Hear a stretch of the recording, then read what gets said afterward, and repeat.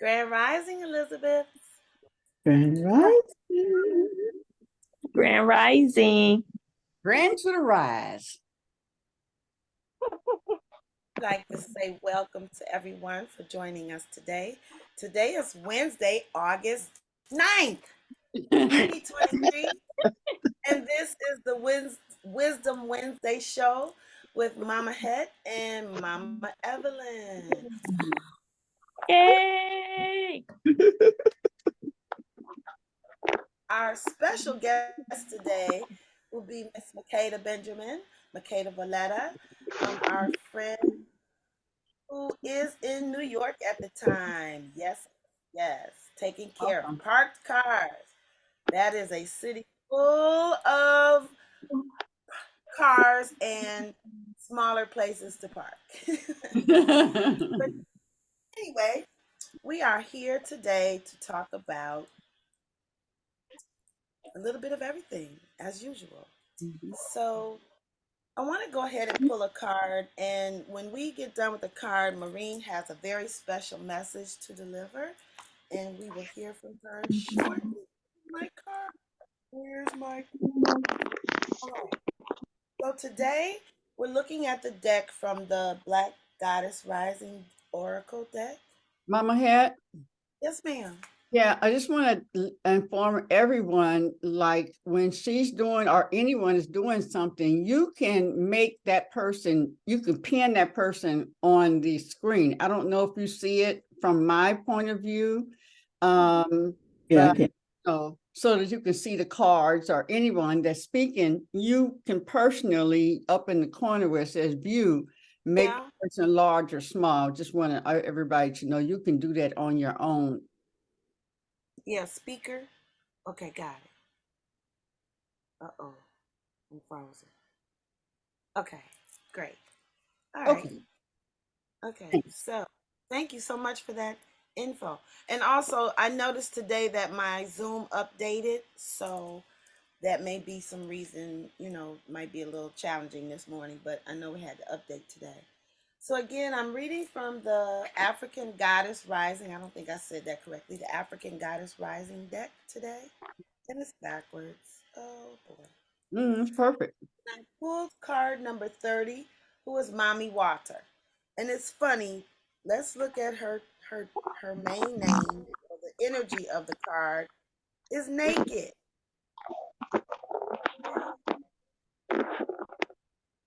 Naked. All right. She's from the temple of the Jele, which are the storytellers. Mommy Wata, the goddess of emotional nakedness. Diaspora. Temple of the Jele, the element is water. Mommy Wata and her sisters live in Ikboga River in Benin City, Nigeria. But the ancient mermaid goddess is her own global pantheon. Mommy Wata influences emotions and gifts her followers. Hold on, let me read that again. Mommy Wata influences emotions and gifts her followers with clairvoyance and healing powers. Mommy Wata's guidance is hide no more. The emotional nakedness you avoid is your superpower, not your shame. Her embodiment is being emotionally naked means being vulnerable enough for the real you to shine through. Vulnerability is a strength, not a weakness. Practice being transparent. Start with the people closest to you. Say, I haven't been showing the whole me, but I am starting now. Let's read that again. I haven't been showing the whole me. I am starting today.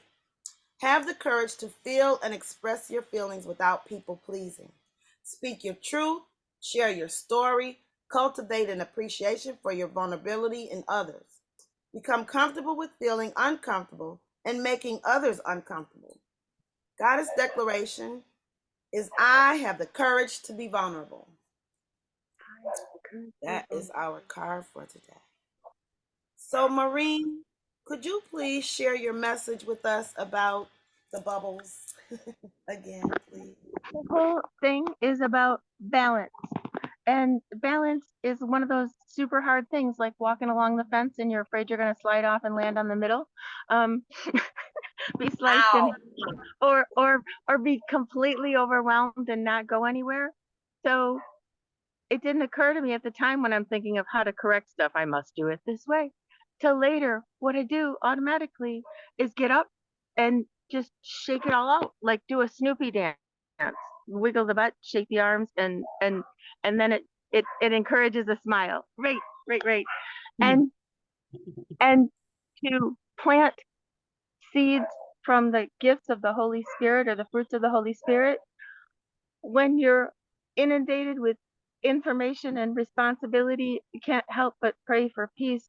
But planting seeds requires patience that I don't have all the time. So if I could just soak up those seeds like beads of dew as I meander through my day and absorb them, and whatever needs to twist away in bubbles of discord, disharmony, discomfort, disease, tension, stress, foolishness, frazzled, it just pops away like soap bubbles. And that feeds the universe, just like when we exhale, we feed the trees.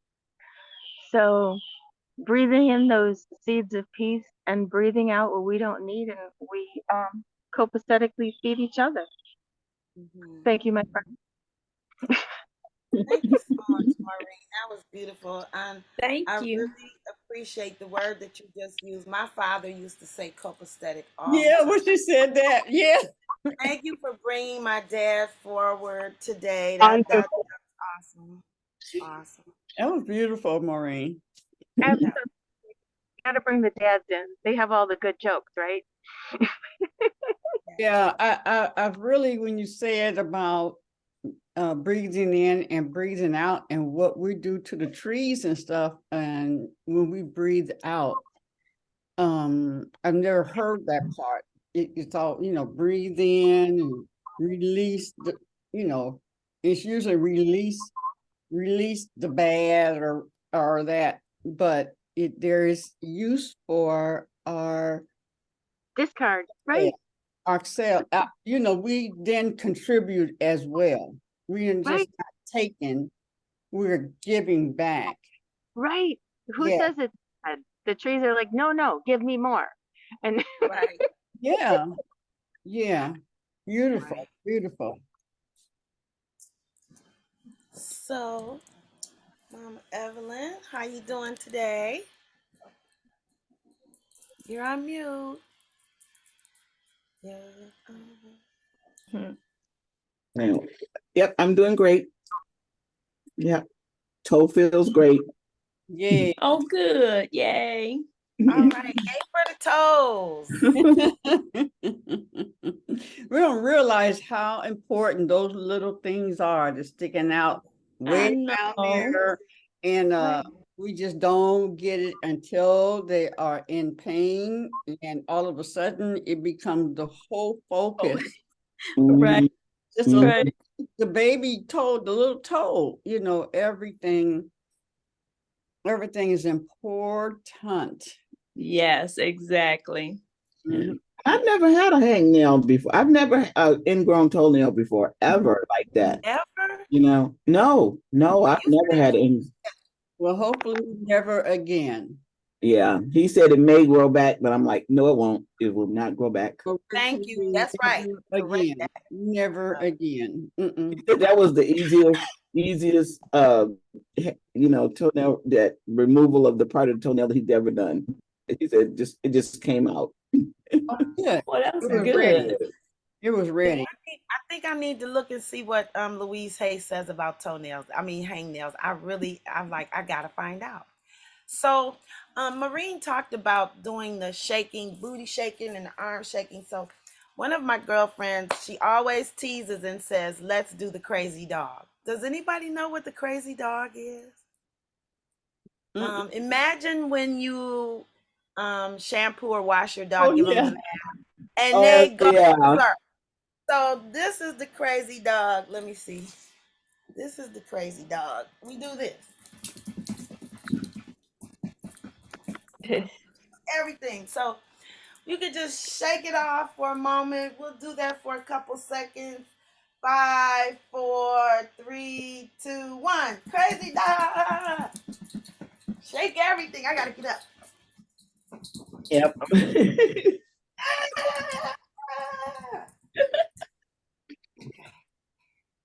Oh, all right. Good job. I hope shake it, Mama Evelyn. I hope everybody got a chance to shake it. And Yeah, now that felt real good. and it does make you laugh. Yeah, yeah, yeah. So the other one is Isis and I were talking the other day, and we were talking about our toes.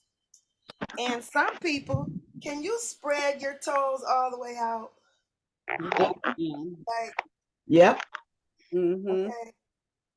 And curl them down. Mm-hmm. That's some And exercises for your feet close too. them up. Mm-hmm. All right, so now in your seated position, we're going to do a couple of exercises. So our first one is you want to ground yourself. You want to put your feet on the ground. If you're laying in bed, that's good too. You can do this laying down in the tub, in your chair, in the car while you're waiting on a light. So the first move is to lift up your heels off the ground. So that's going to make your calf react. And then down. So we'll just do that 8 times, up and down. And breathe gently. 2. In through your nostrils, out of your mouth, breathing from the diaphragm. 4, 5.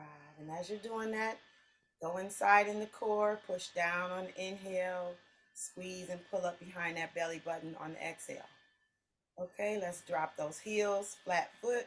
Now this time we're going to just lift the toes, not the pad of the foot, just the toes. 8 times. In, up, and down. 2.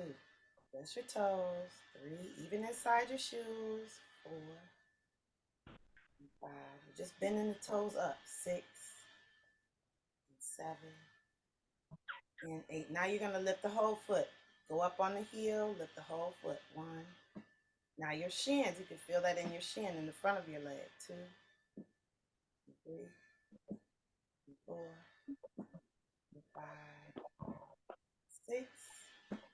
And 7.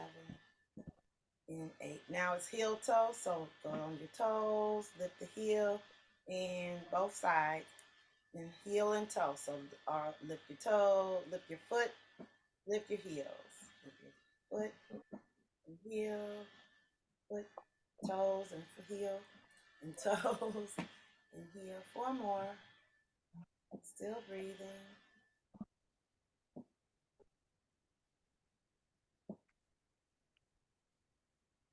Now you want to alternate. So you want to do 1 heel and 1 toe. Okay? Alternating. Oh, I'm doing it with my hands, but not with my feet. Okay, that's 1, 2, and 3, 4, 5, 6, 7, and 8. And now you want to turn your toes in and out. So wave them. Your feet, I'm sorry, up on your heels. Wave your feet in and out. You feel that burn in your shin and your calf. And then just shake them, flap them like you were swimming. Flap, flap, flap, flap, flap, flap, flap, flap, flap, flap, flap, flap, flap, flap. And crazy dog your feet. All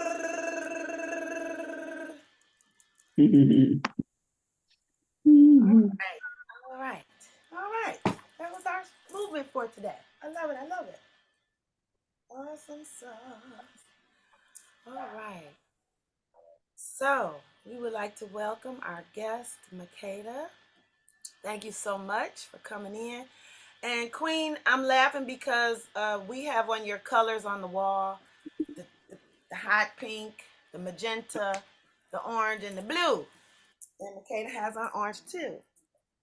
So welcome, Makeda. You can come off mute and introduce yourself. This is our official guest today. Oh my goodness, I'm so excited. Good morning. Can you hear me okay?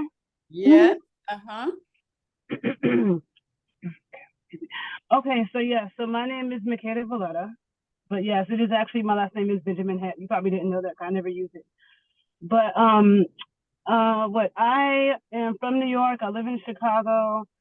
I have a background in exercise and sports science. So my undergraduate degree is in exercise and sports science, and with a concentration in strength and conditioning. Then I did graduate work in applied physiology and nutrition, and I'm currently doing a master's in medical cannabis science and therapeutics. And I have committed my life to studying all the ways to take our body to its highest level. So I'm very much into health, but a lot of people say that they're into holistic health, but for me, it's about the function of our body, right? It's not just about like what it looks like. I mean, that matters to a degree because certain things can tell you certain things, that you see on your body can be indications of certain things that may be going on. But it's really about function. And for me, it's about maintaining function over your lifespan. A lot of people think that because they're a certain age that it's inevitable that the body has to break down. And not understanding that, what you've been doing throughout your life, both what you're consuming, and it's food, but it's not just that. It's even the air quality that you're breathing. A lot of people are sitting inside of houses where they never open the window and they have plug-in artificial air freshener that they're breathing all day, which is seriously carcinogenic chemicals, and spraying other toxic chemicals in the air when they're cleaning. Like it's what you're putting on your skin. It's all of those things. When people get cancer or any of that, that's like when people get cancer and certain illnesses like that, whether it be degenerative or genetic. Because cancer is a genetic disease, but that doesn't mean that it came from your parents. Like people think that genetic disease means that you were born with it written in your genes, and that's not true. A genetic disease means that your genes are coding for this, but that can happen also from mutagens, carcinogens, things that you're exposed to that mutate your genes. Your genes get turned on and off. Your genes get turned on and off by nutrients, and your genes can be mutated by mutagens and carcinogens. And when people get cancer and stuff, a lot of times it's the sum total of a variety of carcinogens. There's multiple things. So my whole my passion is about all the ways we take our bodies to its highest level. So there's so many things going on in my brain that I want to say. Okay. So the conversation started with, I'm sorry, I don't remember your name, that brought up the booty shaking, and we were talking about shaking the body. I'm also a dancer. I am a serious student of dances of the African diaspora, particularly in the Americas. A lot of them are Congo-based, so I studied a lot of stuff from Haitian folklore, a lot of Afro-Cuban stuff, stuff in Dominican Republic, Afro-Puerto Rican, Afro-Colombian, Afro-Peruvian, some Afro-American forms, but I really focus on the social and spiritual dances that involve a lot of shaking and gyrating. And I can say that Haitian folklore dances have the greatest influence on me when it comes to that. And there's so much that I've learned even about that. So, the shaking the body does help reset the energy fields. Shaking the booty and the mid, our core, where we store most of our trauma in our womb. We can store trauma anywhere in our bodies, but a lot of it is centered in that core. That's also where you have your Kundalini energy, which is also an important part of your health as well, like moving your sexual energy, having that flow, because sexual blockages are also important. I mean, sexual blockages are not good, is what I'm saying. That they're an indication of other things that's not functioning well with your health. So all of these things are important and interconnected. And so it's one of the reasons why I get really irritated if you see a Black woman in Brazil dancing in a bikini, she might be topless, she's doing samba, everybody will say, oh, that's cultural. But if it's a Black girl in Atlanta dancing in a bikini, twerking to trap music, then everybody says she's disrespecting herself. And, you just had this issue at Essence Fest where Megan Thee Stallion and Janelle Monáe had, a bunch of Black women on stage, and they were shaking their butt because, first of all, New Orleans has a dance called bounce. It's a huge part of New Orleans culture. And, you know, women bend over and their butt is doing this circular motion that is actually really not easy, easy to do at all. And it's on a rhythm, because just now, like when you guys were just shaking, like there's people, you can just shake out of control. But when you align yourself with a rhythm and you have rhythm and coordination aligning to a beat, that takes a higher level of control. And a lot of people think that's easy. It's not easy, right? And whether or not somebody knows that there is healing properties in it, there still is. Like, even if somebody's not conscious of the fact that doing this is going to help reset my energy field, it still will. And Black women all around the world shake their butt, and they do it whether men are around or not. And so the fact that people deduce it to this, like, you know, NDRE made this whole comment about, she got on my nerves so bad. NDRE made this whole rant about Black women not respecting themselves. And it's like she sounded like an idiot, because she sounded like the colonizers. If you read the primary documents, when the colonizers saw how we were dancing, first of all, Black dancing in the Americas, they're all dances of resistance.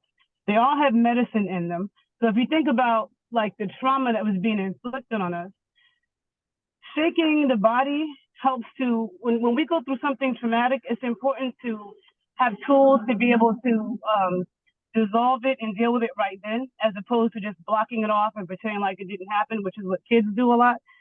And when you do that, it can leave imprints in your energy field, right? And those imprints can be passed on to your children. They can be activated later on.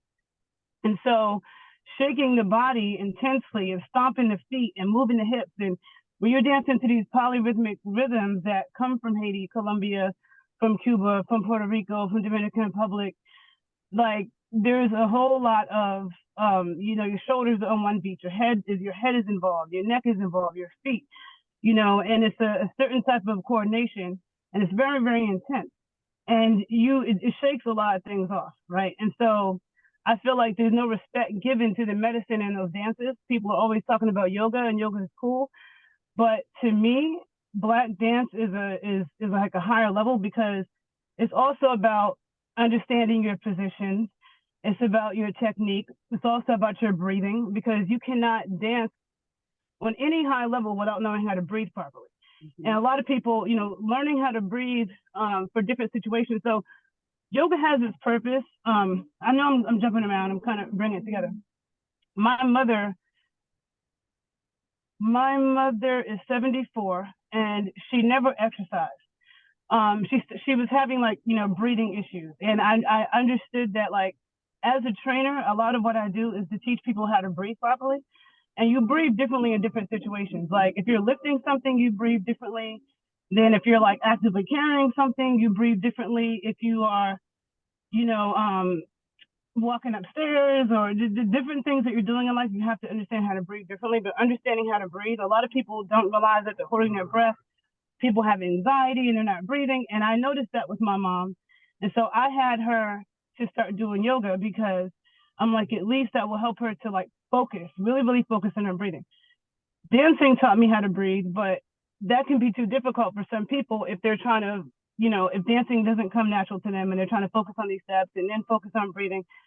So yoga has its purpose, but I think that when you bring dance into the equation, especially Black dance, now you're dealing with polyrhythms, and the rhythms themselves have healing properties and things that they do for your energy field, right? So you have these drums, you're engaging your feet, you know, you are changing direction, you know, you might have agility, you're engaging your hips, which is super duper important, because most of our blood supply runs through our hips. You know, we store trauma in our hips and our womb.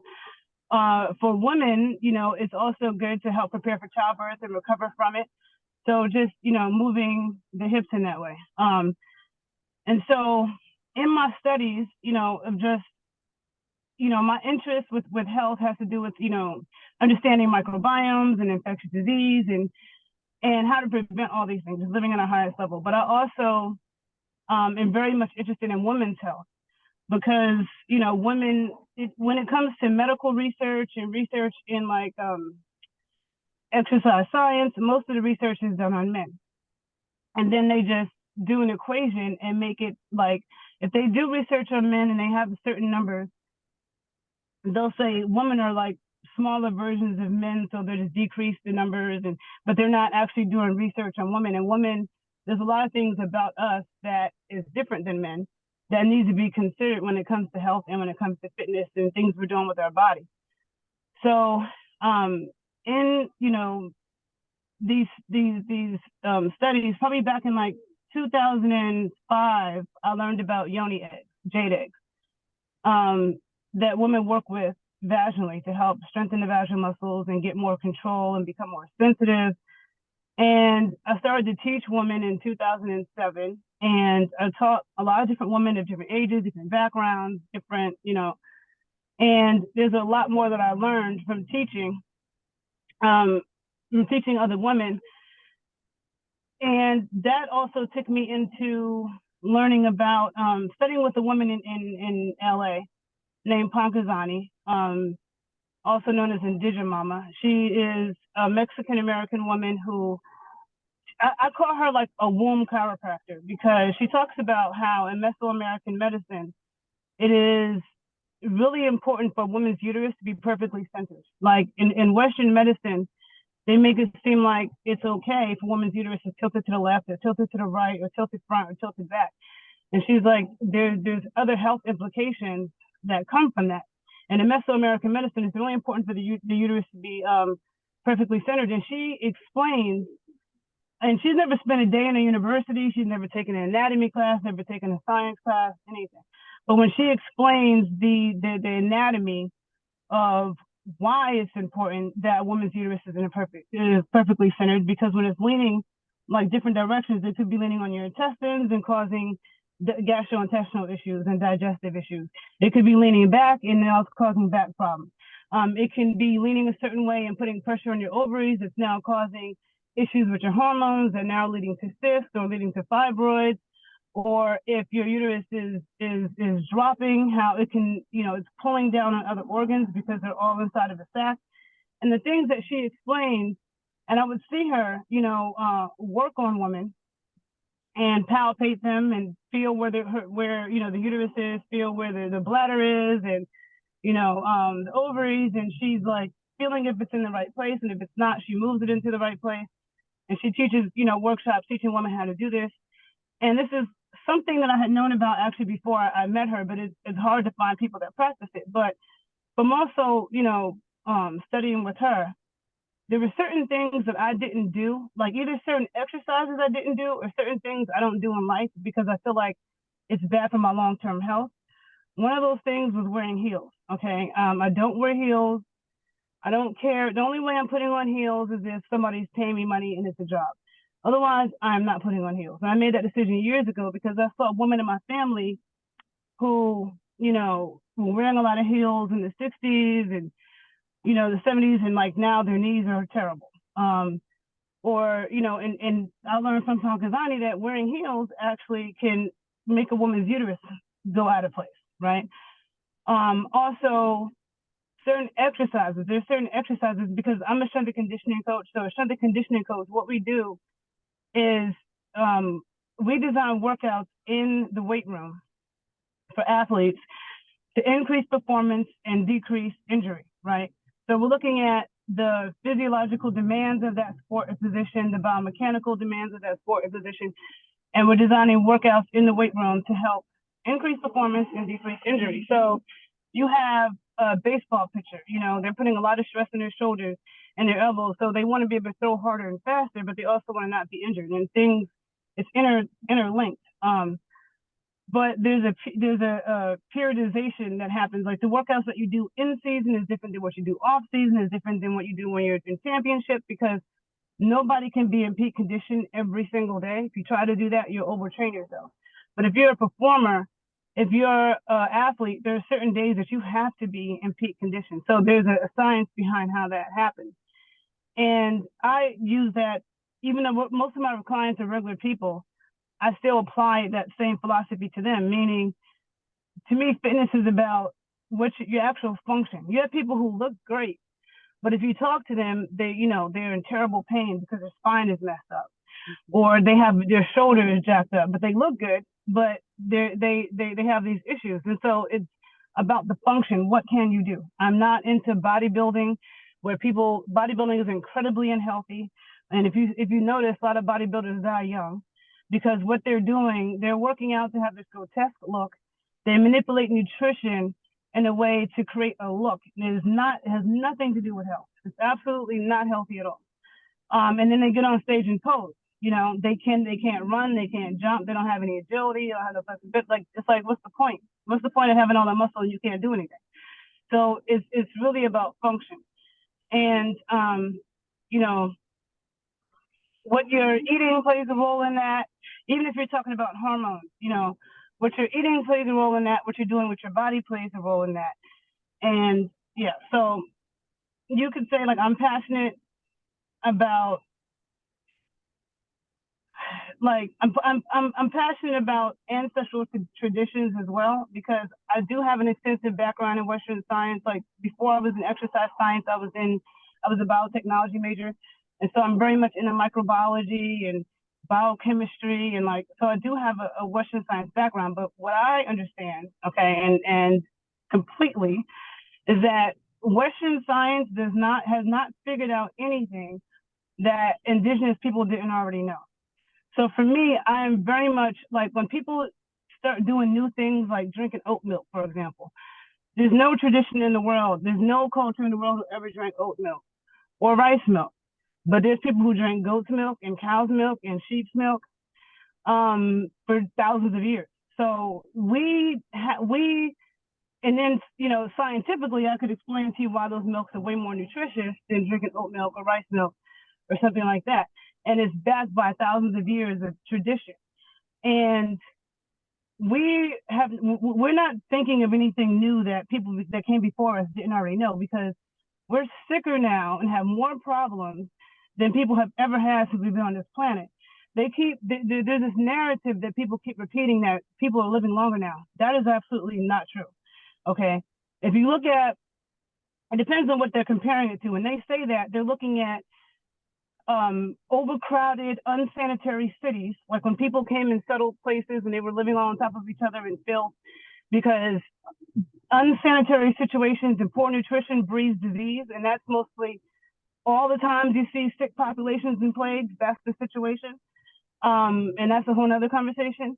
But when you look at the primary documents of the people who colonized these lands, and they talked about the condition of the indigenous people who were here, and how they saw people who were 90 years old who were just slightly weaker than people who were 18, and how they saw women swimming across the river with like 3 babies in their back and climbing up a mountain, and how women were giving birth to 13 babies like by themselves, you know, with no problem. They didn't even need help. They just do it in the middle of the night when their husband was asleep. So how all of a sudden do, like, people have so many issues, including, like, I mean, I had bad eyesight. I always thought, like, I couldn't have been a runaway slave. I can't see anything. You know, having bad eyesight is a handicap, and it's not normal. So because you see things becoming more common doesn't mean that it's normal. I mean, it doesn't mean that it's normal. You have things that are common that are not normal. And there's a lot of things, a lot of imbalances that people have. And then children now are the sickest group of children that's ever been on this planet since we've been here. This is the first generation of kids that they expect to not live as long as their parents. And one thing I see, like, people my age, I don't like liver, but I was forced to eat liver as a kid. People of my generation, we were forced to eat liver even though we didn't like it. My parents' generation, they like liver. Kids now, most of them never had liver, you know? And so again, moving away from these traditional foods that are super duper important, and people are using, you know, believing that the propaganda from the food industry, they're convincing you, don't use butter, use margarine. Don't use lard, use Crisco. You know, don't drink, you know, actually, you know, raw milk right from a cow, but either you have to drink something that's, you know, from sick cows and is pasteurized and homogenized, coming from the commercial food industry, or you're drinking some type of substitute that they made up. And there's so much propaganda with that on, like, every single level. And so, I mean, I don't know. So that's what I'm passionate about, is just ancestral traditions, whether it be the dancing, whether it is the food, you know, even if you have melanin, the more melanin you have, the more sunlight you need on your skin to get vitamin D, right? People keep talking about how we get vitamin D from the sun, but melanin blocks the body's production of vitamin D.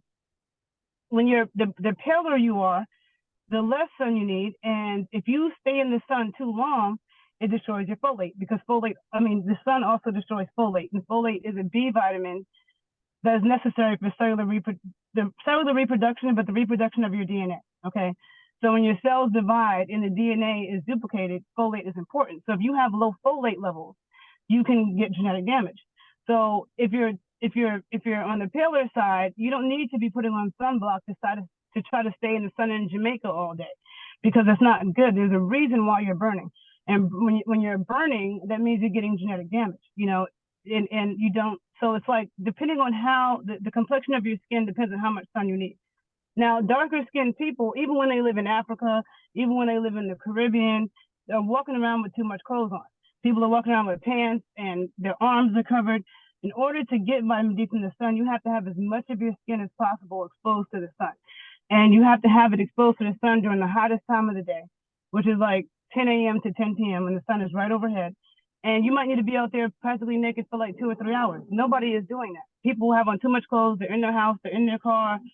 But if you look at before we were colonized, we didn't have on all those clothes. And in the primary documents, they talk about how our bodies were indecent. So that the card that you started with, Pat, the naked card, that's how we were before we were colonized. But now here it's imposed on us that our bodies are indecent. The way that we move is indecent. So all these Black dances that exist throughout the Americas that involve booty shaking, they were dances of resistance. They were formed around slave codes of what we were allowed to do. And that story is different in different parts of the Americas. And they were used to encode knowledge and healing. And when you had white people sometimes making fun of Black people dancing like that, and Black people would make dances making fun of that, still they were dances of resistance, right? So you have that. You have the primary documents where they're talking about the condition of the indigenous people who were here. So all of this stuff about we're living longer now, and it's a whole bunch of nonsense. And to me, it is super important, because I'm like a science nerd, and I don't, when I'm dealing with health and I'm dealing with nutrition, I'm not coming with it. I don't let religion dictate. Like, sometimes people have certain things they can't eat because of religious taboos. That's one thing. But it's another thing to say that something is completely unhealthy. Like what people will do with pork, for example. Most of the world eats pork. The longest living, healthiest people in the world eat pork. Like everybody that lives to be 100 and older, they always come from a country like that's a huge pork eating country. If you are 100 years old and you're from South Carolina, you ate pork. If you are 110 and you came from Haiti, you ate pork. If you're 100 years old and you came from Cuba, you ate pork. If you came from the Okinawa in Japan, they also cook with lard and pork broth and stuff like that. And pork is very high in vitamin A and D. It is very high in important fats and B vitamins. I mean, it's super nutritious. But, there's the same thing with milk, with raw milk that's coming from cows. But you have people have all this pseudoscience propaganda that they're reciting and it's not at all rooted in what people have been doing traditionally. So for me, I'm just about avoiding medications, which is, I don't use pharmaceuticals, which is also why I'm studying medical cannabis science. And a lot of the people that I'm working with, that I've worked with, are like in their 70s.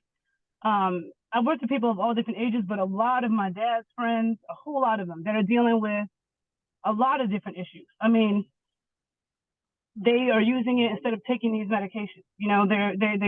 Whether, and it doesn't matter if you're a young person, an older person, an athlete, a non-athlete, taking Tylenol and ibuprofen and NSAIDs and opioids, they are highly addictive.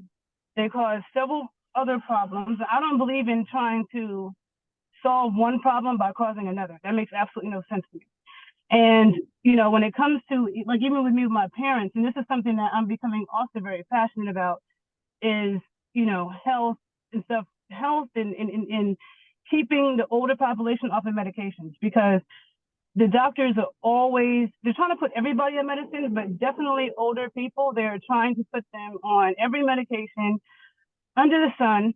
doctors absolutely do not impress me. They seem like they don't even understand how the body works. Like they just have no common sense with a lot of things. And so, like, you know, when it comes to, you know, my parents, like my dad, he's quicker to take things, and my mom, she listens to the things that I say, thankfully. But if it were up to the doctor, they'd have her on like 10, 15 medications for no reason. And it's just absolutely ridiculous. So to me, I'm just very passionate about, you know, going to the root of the issue to prevent problems, to restore whatever's going on in your body, bringing it back into balance, which, you know, none of the medications do. They take you further off balance. And so that's just what I'm passionate about, period. From the womb until the tomb, you could say. I'm just passionate about that. Thank you so much for sharing, Makeda. I really appreciate it. I know that with that medication thing, it's like, you know, if you're 70, they want to give you a drug for being 70. You know, here's a medication for being 70. You know, it just, you know, and visiting, you know, as a young person and visiting grandparents, and when they pull out what they have to take, it's like a whole tray of what do you containers of pills, and that would horrify me as a child. All these orange containers with, you know, the white tops, and they're childproof. You know, they need to be, nobody should be able to open some of these things, you know. And I remember when my mother was ailing, they, you know, my mother was on certain medications. She was diagnosed as having low blood pressure and having TI strokes or whatever. They're these tiny little whatever, blah, blah, blah. So after a while, they died. I guess somebody figured out to reassess or whatever, and then they said, oh, she has ALS. So now we're going to the doctor after her diagnosis. Why is she still taking the same drugs that she was taking when she was misdiagnosed? She was taking a low blood pressure pill. Her pressure had become stabilized. So I asked the doctor, oh, we'll just reduce it. And my cousin told him, no, she don't need to take it. If she doesn't have low blood pressure anymore, why is she still taking low blood pressure medicine at any capacity? My other thing was, if you have a person that was diagnosed, whatever, do you all go through yearly to reassess to see what's happened or happening? Because once they found out she has ALS, why are we not reassessing and starting over for ALS diagnosis? You're giving people, my mother was 150 pounds. She got up to maybe a 14 in size and she went down. My mother was 82 pounds. Why are you giving her a drug that is a certain dosage for a certain body weight? Do they do that? Do they say, oh, this person is smaller? Do they reduce? Do you give her half because now she, you know, these things blew my mind. And the thing is that doctors that really aren't the ones that know, are not the ones that know that much about medicine. It's really the pharmacist. And nobody talks to the pharmacist at all. You know, they tell the pharmacist what to do. Yeah.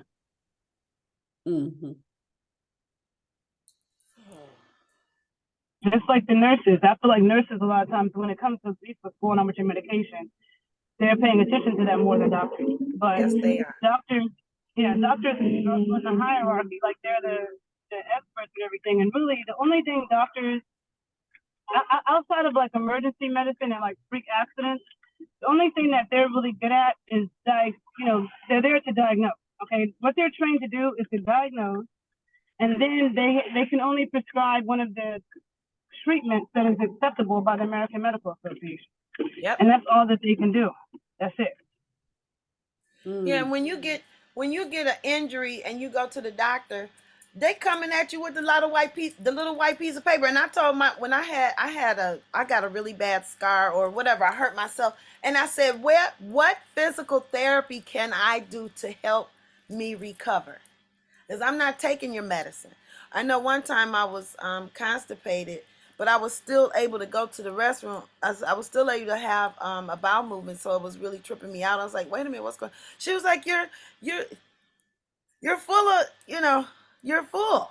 So She said, because of my blood work, she said, Miss House, I noticed that you don't take any medication. You're right, and I'm glad you noticed that. You know, I was really excited about. She said, "Well, get some whatever the Metamucil, whatever, not whatever. I don't remember what it was." And then my girlfriend next door is like, "Mama, Head, you always telling us what to do. Why don't you take some castor?" And I felt like such a, when you're not well, you don't think correctly.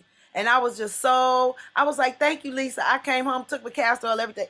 Boop, I was fine. It's just, ugh. And again, those are the things that our grandmothers, our muddeers gave us. You don't want to go to muddeer's house because she gonna make you take you're gonna have to drink some garlic juice or garlic tea. We're tripped out about things that don't taste good, but we'll take a pill that'll they might fix your index finger, but your pinky toe gonna fall off. I'm not interested. Yeah, and I'm glad you mentioned castor oil, because castor oil is super important, right? Like the super important applications for castor oil. Even castor oil packs, if somebody is dealing with any type of cyst or growth, tumors, scar tissue, because when you have surgery, especially abdominal surgery, when you have surgery, period, there's going to be scar tissue. And the scar tissue pulls the other surrounding organs towards it and can cause, other issues. So if you have scar tissue from surgery, especially in the abdominal region, castor oil packs are really important. But they're important for anybody with cysts or fibroids, or just moving the lymphatic tissue. If you have edema anywhere, there's like my dad. My dad passed out in the house like a few months ago, and we didn't know what happened. Apparently, he was dehydrated. Now he's on hypertension medication, which dehydrates you as well, right? So he was in the hospital for like a few days, and they were running all these tests just to try and make sure nothing was wrong with his heart. They said they didn't see any signs of pathology, but he had an abnormal heartbeat, and they wanted to monitor it, right? They were like, "Oh, we don't see any signs of pathology, but his heartbeat is not something we've seen before, and we want to monitor it." Even though his primary care physician had already put a monitor on him for like a month to monitor it, didn't see an issue. Okay, so now this hospital, they want to study him. So they want to put a chip in his chest, right? Oh, now me personally, there's no way in the world I would have let somebody put a chip in my chest. But my dad, he's like, "Oh, I'd love to contribute to science," right? So they put this chip in his chest, which is he's connected up to a computer. Because first of all, you shouldn't have your cell phone by your body all day. Anything that is sending and receiving signals, it should not be close to your body like that. It's not good. So having a chip inserted inside of you that is sending and receiving signals like that, I would never have done that. But he did that. Now, a couple of days after doing it, he couldn't lift his left arm. His shoulder was frozen. He couldn't lift his arm any kind of way. And my dad was always doing his exercises. So he shows me what happened. And I'm like, you see, this is exactly, why I wouldn't. And so I'm telling him, you should take it out, talk to the doctor. So my dad goes to the doctor like maybe a week later, and he tells them what happened. They're looking at him like they were like, I don't know. The doctor told him, "Ask your daughter." That's what the doctor told him, right? So I put a castor oil pack. I started putting castor oil packs on his shoulder, and that helped tremendously, right? With it being stuck. So he, has a friend that she had just recovered from breast cancer. She had radiation, and she was in a lot of pain, had swelling and stuff. And I told her to put a castor oil pack on it. And she was from the South, and she remembered that her mother used to do that back in the day. And she did that, and it helped tremendously with the swelling and the pain and the edema. So castor oil packs can be used for, when people talk about detoxing their liver, you can put a castor oil pack over your liver. You can put a castor oil pack over if you have arthritis and your knees hurt, you can put a castor oil pack over that. Like castor oil is something that I feel like should be in your medicinal arsenal. So, and when you talked about HET, you only ingest it if you're trying to really empty yourself out, but it's to me, it's better than whatever they're going to give you. And then you have, when people are having issues with their gastrointestinal tract in general, that's a sign that there's an imbalance of bacteria in the gut. And so that can be corrected and prevented by eating fermented foods, which every single tradition every single culture in the world, I don't care what country, they all had some type of fermented food. Either fermented vegetables like sauerkraut and kimchi and I think Mexicans have cortado. You have different fermented vegetables or fermented dairy, like yogurts, sour cream, kefir, like, because you see, like, Indian people, they drink mango drinks. I mean, not mango drinks, sorry, yogurt drinks, or have yogurt sauces. So like every single culture has some type of fermented food, and they were consuming it with every meal. Most of us have gotten away from that. And every time you take a course of antibiotics in your life, just one course of antibiotics completely destroys your gut flora. And we have good bacteria and we have bad bacteria. Good bacteria is our first line of defense against all infectious diseases, all of them. And also it's critical for your digestion and almost a lot of things with your health. And the good and bad bacteria cannot survive in the same environment. So it's like, we couldn't go jump in the ocean and live in the ocean because there's oxygen in the ocean, it's H2O, and there's life in the ocean, but it's not the right percentage of oxygen that we need, so we would suffocate and die.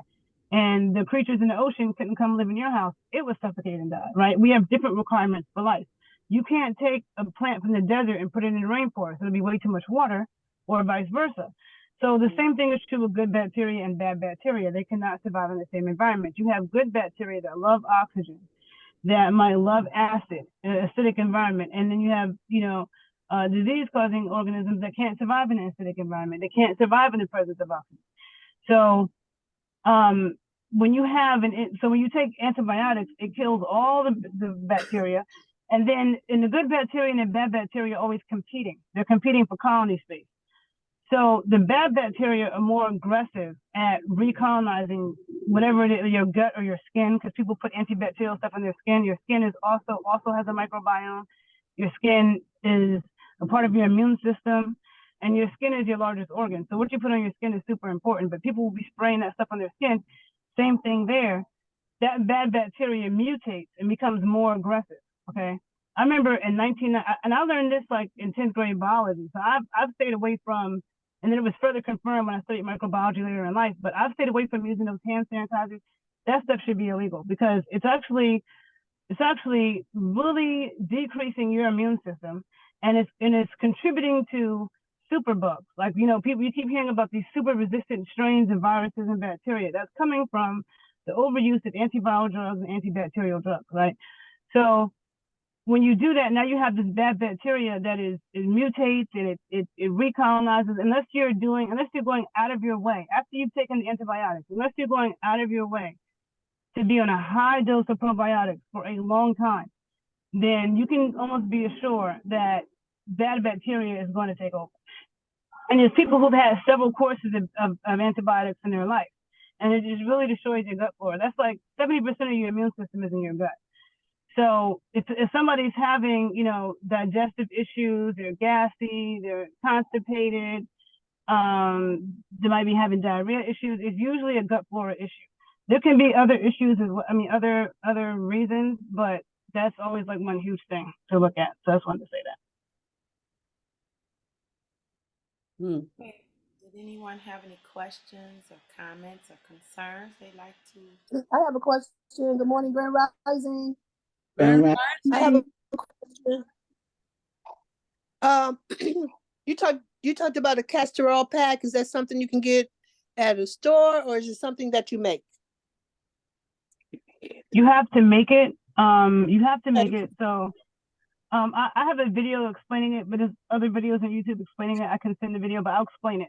You have to get a wool or cotton fabric, which preferably white, because you don't want it to have any dyes, because you don't want the dyes to leak on you. So, and I tend to just order the fabric. I mean, some people might have the fabric already, but you can order. There are helpful stores that might sell it, or you can order it on Amazon. But you take this fabric and you soak it, you saturate it in the castor oil. You absolutely saturate it in there. And then you drain it off, and then you put it over, and you want to have so the fabric might be folded over like 2 or 3 times, right? So fold it on top of, and then all that saturated, you put it over the area, and then you put a hot water bottle or a heating pad on top of it, and you let it stay there for about an hour. People say 30 minutes to an hour. I do an hour. A lot of times I fall asleep with it. because longer can't hurt, but I say at least an hour ideally. Okay. And then after that, you take the fabric and you store it in a glass jar, and you can keep it it lasts for a long time. You just keep adding more oil. Like every time I do it again, I might put oil on the actual area, or put more oil on it just to keep it oiled up, and you keep it in a glass jar. Okay, great. Okay, great. Mhm. Exactly. Thank you, Mama Evelyn. Thank you, Makita. welcome. This is excellent information. You're welcome. Mm-hmm. Okay, Are you- okay, but hold on. I got another question. I'm noticing this year, okay, usually I'll get a cold in the winter, but I'm noticing this year, like for the last few days, I've had a really bad cold. And I'm like, why am I having a cold in the summer? I'm not understanding. Is there something going on in the air or something going on? Because I'm like, I don't understand. Or it's like my allergies. You know, it was wintertime, but I was having allergy symptoms like it was spring. I'm like, it's like something's off for me. So do you know, have you feeling anything about that? Well, I mean, we did have the issue with those wildfires, so you know that definitely affected the air. So it could be due to that in terms of something different being in the air. But also, do you normally get colds like a couple times a year Yeah, in the or wintertime. once a year? In the In the wintertime, okay. wintertime. Okay, so I'm gonna say,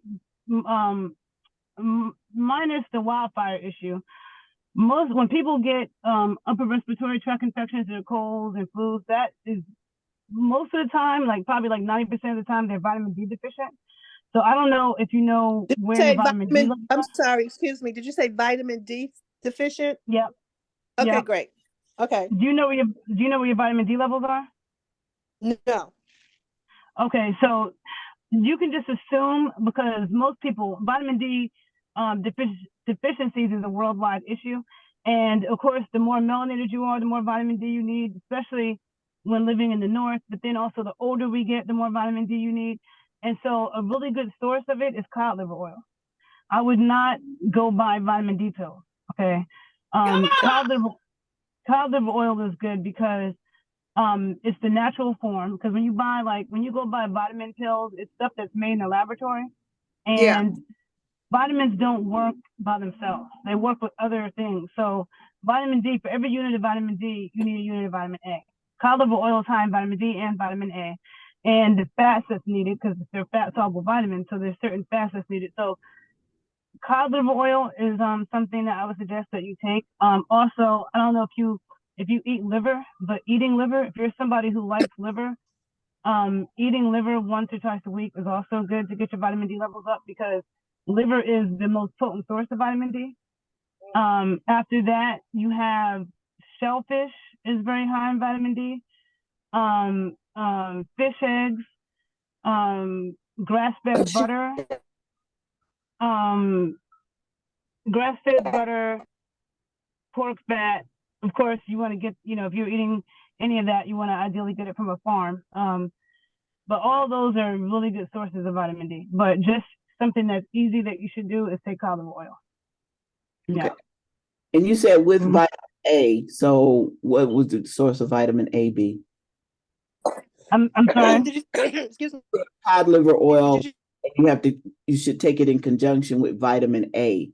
So what? No, I was saying that cod liver oil contains vitamin A as did you well. say shellfish? Okay. Yeah. Most of so cod liver oil contains like the perfect balance of vitamin A and vitamin D. Yes, also shellfish. Shellfish is very high in vitamin D. I think also salmon is high in vitamin D, like fatty fish, but definitely shrimp and stuff like that is high in vitamin D. Seafood is good for the iodine as well.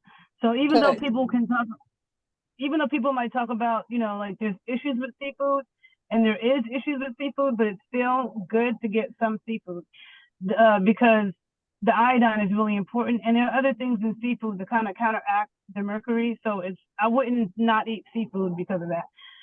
But yeah, shellfish, grass-fed butter, pasture eggs. These are eggs that come from the farm. Eggs, pasture pork and pasture eggs. This is pork and eggs that come from chickens and pigs that are on a farm, which is totally different than commercial food industry, eggs and pork. Because when you're dealing with anything from the commercial food industry, whether it's animal foods or plant foods, there's nothing good about how it was raised, whether it's plants or animals, it doesn't matter. So there's a difference between the fat content, the fatty acid profile, and nutritional profile of a pig or a cow or a chicken who is cows outside eating grass in the sun all day, has a different nutritional profile than a cow who is in confinement, who is being fed, in unsanitary conditions, being fed all kinds of crap, because cows are only supposed to eat grass. When you have commercial food industry cows, they're feeding them all types of stuff, including other cows. They're giving them antibiotics and hormones, and they don't get sunlight, they don't get exercise. The nutritional value and makeup of the milk and meat from those cows is totally different than if you can go to a farmer's market and get, beef and, milk or eggs or pork from farms. So there's a difference. So but pork is a very good source of also vitamin A and vitamin D. And lard is a good fat to cook with, right? So when it comes to cooking, you want to cook with saturated fats. Saturated fats are the most stable when heat, light, and air are applied to them, okay? Heat, light, and air. So there are saturated fats, there are plant-based saturated fats like cocoa butter, shea butter, coconut oil, palm oil. Those are all highly saturated. And if you think about it, they all come from tropical places, right, in the heat. And those are also good to put on your skin. And they will protect your skin in the sun. You don't want to block the UV rays. You just want to protect your skin from the oxidizing properties of the UV rays. But you don't want to block the UV rays, because that's how you get vitamin D, right? And this is even if you're a paler person, put some cocoa butter and coconut oil on your skin and just be in the sun for as long as you can. But if you're from Ireland, you can't be walking around in Jamaica in the sun all day, because it's too much for you. It's not good for your health. So people have to understand that. But those are also, fats to cook with. But then on the animal side of things, you have duck fat, you have grass-fed butter, you have lard, you have tallow, ghee, which Indian people cook with. Indian and Ethiopians cook a lot with ghee, and ghee is like a clarified butter, where ghee is pure butter fat. So they've taken the carbohydrates and the proteins out of the fat. So the proteins is whey and casein. So the whey protein and casein protein is removed, the lactose is removed, and you just have pure butter fat. That is really good for you, because ghee is super high in vitamin A and D, okay? Super high in it. It's excellent to cook in it. You can put it in your hair, you can put it in your scalp, you can put it in your skin. Mm-hmm. And ghee is good to cook when you're cooking at a high temperature. So frying foods is not bad if you fry it in the right oil. So if you're going to fry French fries, you can fry it in duck fat, you can fry it in ghee, you can fry it in lard, and you can fry it in tallow. McDonald's used to use tallow for their fries, but then the animal rights people started protesting, and now they use like canola oil. Like, you want to stay away from seed oils, canola oil, corn oil, soybean oil, safflower oil, sunflower oil. Those oils are highly inflammatory. They're highly inflammatory, and they are what cause cancer and heart disease. Saturated fats and cholesterol is super important, especially for babies in the aging, right? Because our brain is 50% saturated fat. Our hormones are made from cholesterol. So all your sex hormones, estrogen, progesterone, testosterone, and your sex hormones and your stress hormones are made from cholesterol. Vitamin D is made from cholesterol, okay? And there's no plant source of vitamin D. They're all in animal foods, and same thing with vitamin A. But vitamin D is made from cholesterol, okay? And so they're telling people cholesterol is bad for you, and that cholesterol causes heart attacks. That's absolutely not true at all. And there are many scientists that have been saying this for decades, but it gets ignored. See, people don't listen to scientists. They take the food industry and the pharmaceutical industry are super powerful, more than people realize. And they're the same people. They're really the same people. Mm-hmm. And so they create these propaganda. Like before there was a low fat campaign in this country, there was a time in this country when everybody was cooking in bacon fat and lard and butter. And the more they convinced people that was bad for you, don't do that, the fatter people became, the sicker people became. And if you look at France, for example, the French, they eat tons of butter and they cook with duck fat, and the French don't have an obesity problem. They don't have a cancer problem. They don't have a heart disease problem, you know. And so it's just, these foods are super important, right? So eat as much butter as you want. Okay. Butter is, the other thing I was going to say about butter and ghee, because is the butter is high in butyric acid, right? Butyric acid is very good for your gut flora. So if you have any kind of gut issues, any kind of digestive issues, you definitely, eating a lot of butter and ghee is good. Like if Black Americans traditionally fried chicken in lard, you know, Mexicans traditionally made their tortillas with lard, you know, the Okinawa in Japan, who are the longest living, healthiest people in the world, they cook with lard. And lard is high in oleic acid, which is the same thing that is in olive oil, right? Olive oil is also oleic acid, but lard has some saturated fat in it too, which makes it better to cook with. You don't want to cook with olive oil. If you do cook with olive oil, you want to mix it with some butter. When I cook with olive oil, I mix it with butter because olive oil is a monounsaturated fat. And they're not the worst to cook with, but not the best to cook with. Saturated fats are more stable. And you definitely don't want to cook with polyunsaturated fats at all. Those need to be kept cold. And the seed oils, the canola oil, the corn oil, all that stuff is highly processed and it's coming from the commercial food industry and is absolutely not good at all. So yeah, so vitamin D and vitamin A, you have liver, whether you like chicken livers, poultry livers, it could be beef liver.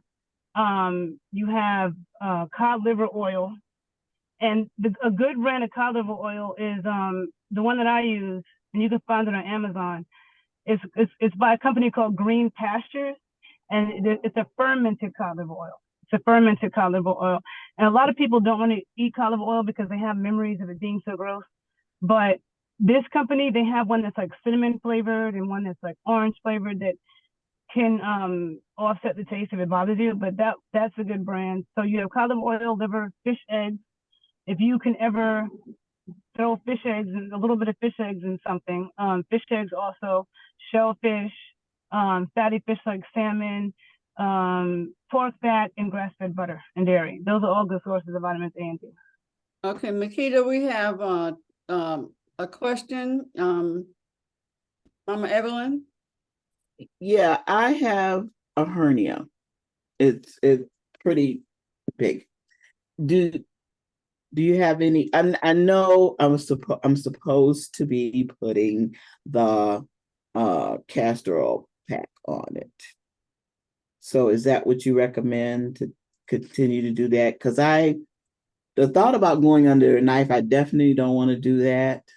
But I would love to naturally just, deal with it and be as healthy as I can be with it. Yeah, I would definitely say try the castor oil pack first. Mm-hmm. And with the castor oil packs, you might want to do it like, this is just like maybe like 3 consecutive days and then not for 4 days. And this doesn't have to be like an exact thing. Maybe you do it 2 consecutive days and you don't do it 2 days, but you want to try to have a ratio, like give it a couple days for the body to rest. But I would say try the castor oil pack and maybe even like massaging the area as well. I would try that first because castor oil packs are very effective. Okay. Yeah. Everything you said, I have come across in, like I had a friend who was healing from cancer and, and everything you've talked about. The cod liver oil is new. I didn't know about cod liver oil, and the doctor did prescribe pills as in vitamin D. So I really would rather do something more natural. And I love salmon. I love it.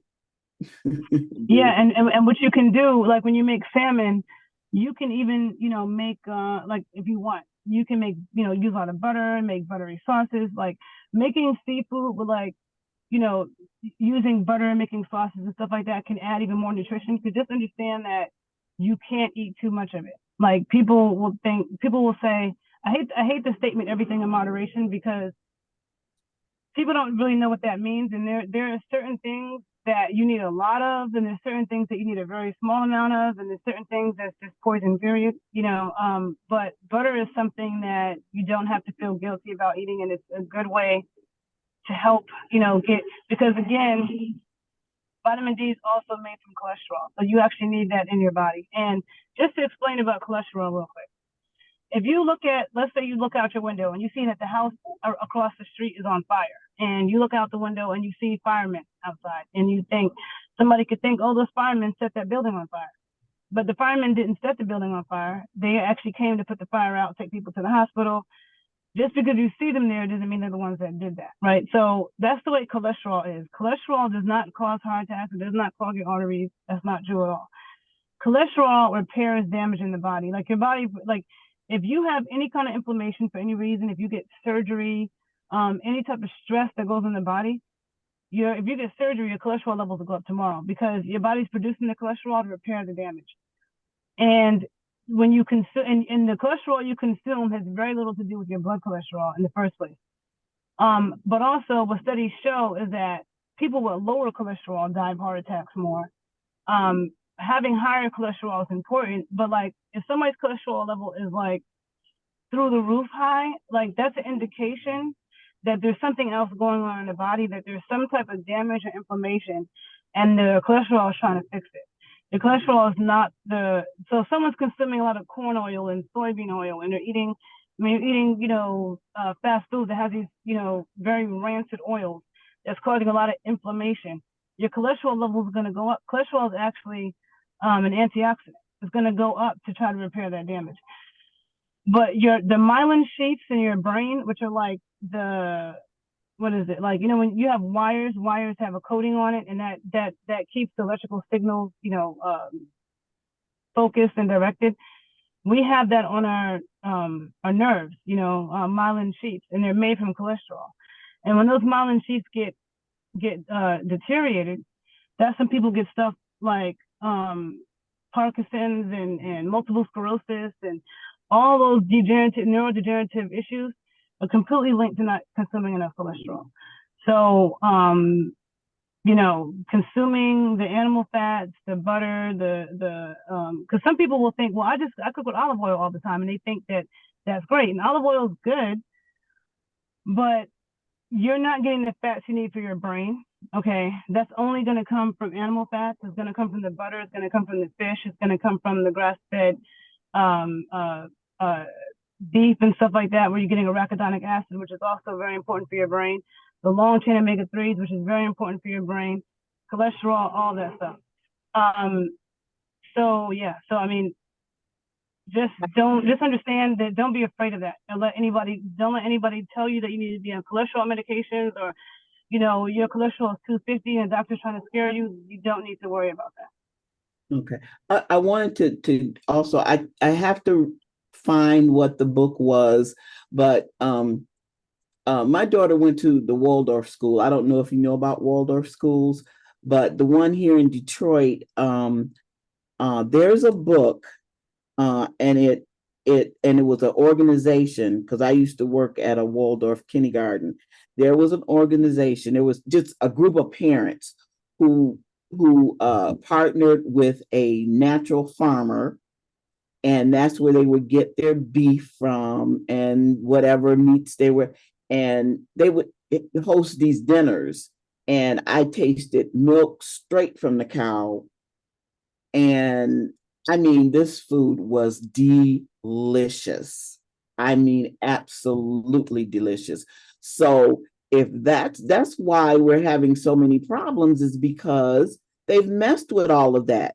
So if you can find a farmer, a local farmer who is raising his cows right, that's where if you're going to eat, beef like that, that's what you do. And there is, I don't remember, I don't know if the parents are still doing that. I don't know if there's still that organization, but I can't remember the book. I had it. I don't know what I did with it, but it just, everything you're talking about, it talked about doing that. And that's what the Waldorf education is about, is, that's part of their fundamental philosophy about things. They bring, and there's a couple of doctors, I don't know if they're still in Ann Arbor, who are more, they're along that same line of health.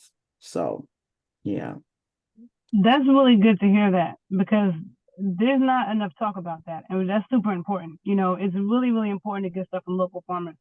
The commercial food industry is a problem, you know, and that is the reason why, because now people have to spend so much money on organic food and stuff from the farm. But like not too long ago, you know, bacon and eggs and stuff like that, like people had 7, 8 kids and they all ate and they were fine, you know, because that was like poor people's food. Everybody had that. Now you have to, just to get, you know, good quality bacon and eggs, you have to spend so much money. And so it's really criminal, you know. And then they want to sell you back then they try to convince you not to eat all these foods that people have been eating for thousands of years that kept us healthy. They convince you not to eat that, and then they tell you to take supplements all the time, you know. Buy this vitamin and buy this vitamin, take that, and then they try to tell you you can't get it from the food. They're always telling people, well, you can't get vitamin D from the food. And then when they do tell you where to get it from, they recommend fortified foods, which you do not want to do. You do not want to consume fortified foods, because fortified foods have fake vitamins in them. The fake vitamins are not the same thing as the real ones. A lot of times they cause other problems, you know. And so that's what I've learned from studying science and studying the body. When you try to bring in an imitation of something, it backfires on you. So you want to stick as close to nature as possible. And going to local farmers is really important. And people that get degrees in nutrition, they don't teach you that. They don't teach you that. They're all talking about counting calories and stuff like that. No, you want to focus on nutrient-dense foods from local farmers as much as possible. So yeah. Deetra, Good. hand up. Okay, first of all, I want to thank you for sharing what you have so far.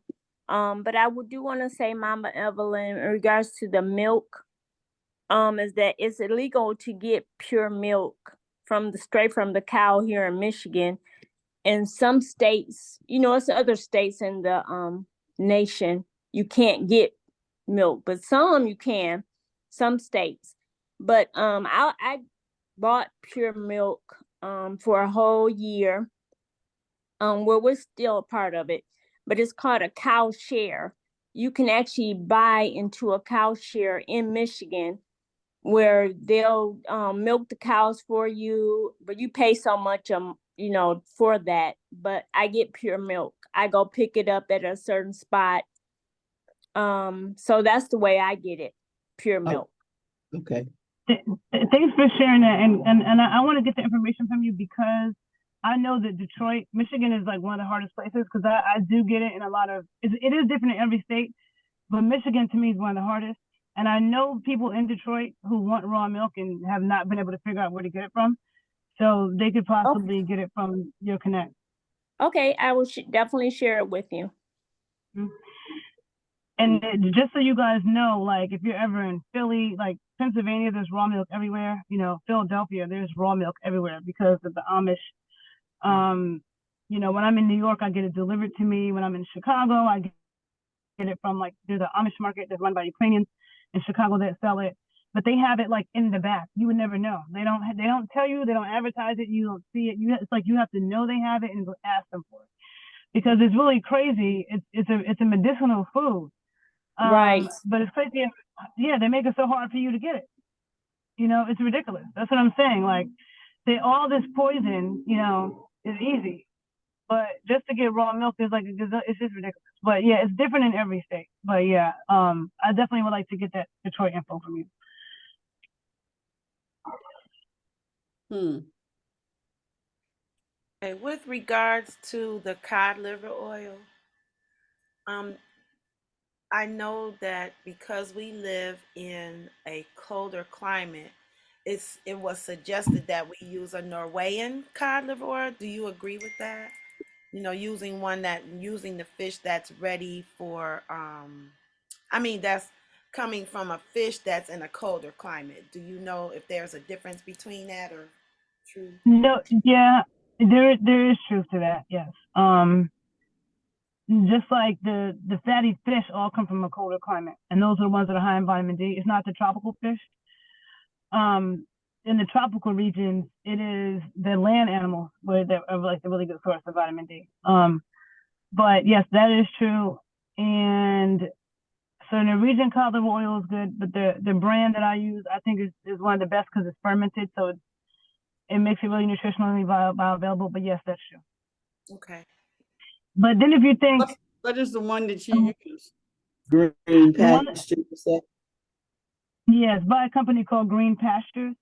Oh, okay. You can find, yeah, you can find it on Amazon. I've never seen it in a store. I might have seen it in a couple stores, but it's usually hard to find in a store. But you can find it on Amazon or their website, Green Pastures. Mm-hmm. Mm-hmm. Hmm. Yep. Oh, you were talking about the yoni sting, the yoni egg, right? Well, guess what? I'm gonna show you something. Great.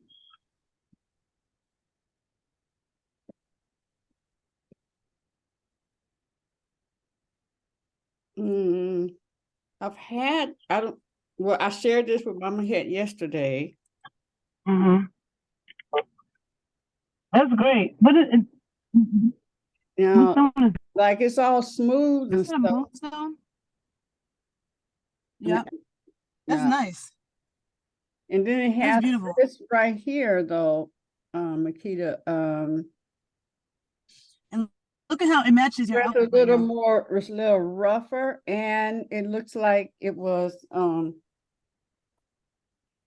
it also like it looks like it was broken Mm-hmm. right there and Mm-hmm. and put back together. I don't know. And then this is kind of You rough right there. Are you worried about the roughness of it, using it? Well, I'm just wondering if it was repaired. You know, like is that did you said Het saw it?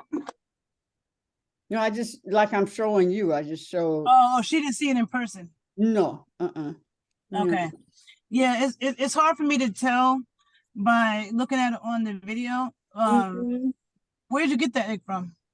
I don't know. It was something probably pretty that I picked up, and because I'm not as well versed about stones and So stuff.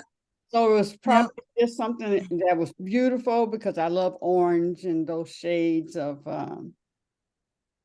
yeah. I'm just noticing that the egg matches you right now, and this is something like the colors in it go with like the colors you're wearing right now. And I Okay, noticed that a I lot can with do it. women. Mm-hmm. That I noticed that a lot with women, and that makes me think that maybe you're supposed to be working with that egg. But this is what I'm gonna say because I'm not there and I can't tell. If it feels rough, like I guess it depends on how rough it feels. But Like if it does it. smoothly, well, like you see, that's just shiny and Mm-hmm. okay, and then here, that right Yeah, I there, see that. yeah. I see that. But when you rub your finger on it, does it feel like it's like scratchy? Does it feel scratchy? No, not at all. Mm-mm. So It's it's up to you. more rocky as far as rock. More like a rock. Yeah, Okay. but yeah, I mean, I mean, mainly I was like, what I was talking about. This is big to me, So is this like, I'm still, I'm still in that part of that is in Yeah, you. no, I understand. Yeah. No, it's But fine. is that To me, that looks that's a like large or normal? no, that to me looks like what I would consider a medium size egg. I mean, from what I can see, again, I'm not I'm not there, so Yeah, so I I get, might have the dimensions wrong, but to me it looks like a medium size egg. mm-hmm. Pat, what do you think about that? I don't think I could. Like, what do you think about like if that was your egg, like would you use it or would you not? And what do you think about the size? Well, I wouldn't. This would be about the biggest size that I would go, especially first. I'm thinking, but see, I just have an imagination of something being up there and this size, until my body pushes it back out. So, No, that's a great size. No, I think that's a great size to start with, number one.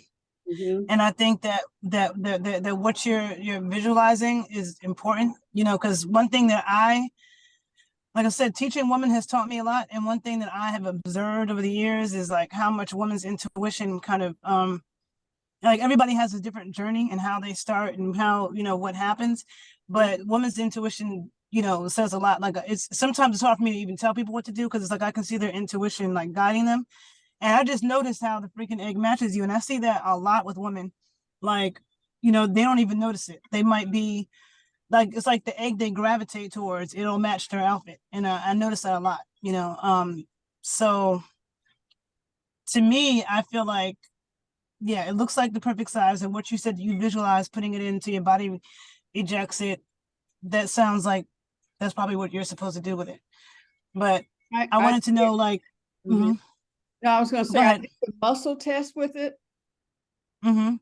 I put it in, in my hand, in this case, and then I did that. I relaxed these, so they're not even part of it. And it was like, I couldn't even break it. Like my body, yes, Okay. can handle that.